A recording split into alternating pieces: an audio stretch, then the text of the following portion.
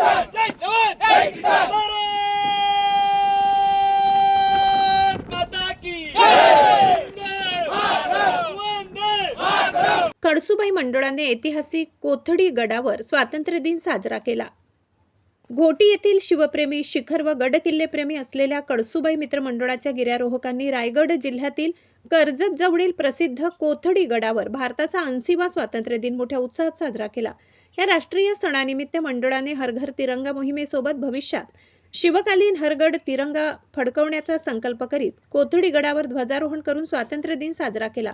यानिमित्त ऐतिहासिक, धार्मिक, सांस्कृतिक वारसा जपण्याची जनजागृती करून स्वराज्यातील मावळ्यांचे तसेच स्वातंत्र्य सैनिकांच्या शौर्याचे व त्यागाचे स्मरण करण्यात आले।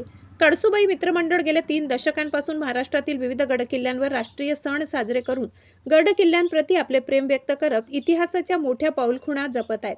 कोथडी गडावर साजरा झालेला स्वातंत्र्य दिन राष्ट्रीय सण उत्साहात कळसुबाई मित्रमंडळाचे संस्थापक अध्यक्ष भगीरथ मराडे, डॉक्टर महेंद्र आडोडे, निलेश पवार, प्रवीण भटाटे, रामदास चौधरी, संजय शर्मा, किसन बिन्नर, काळू भोर, सुरेश चव्हाण, सुधाकर तांबे, गोकुळ चव्हाण, लक्ष्मण जोशी, नामदेव जोशी, चेतन जोशी, भगवान तोकडे, नाना टाकळकर, कृष्णा वाहुले, देविदास पाखरे, देविदास बडकर सहभागी झाले होते।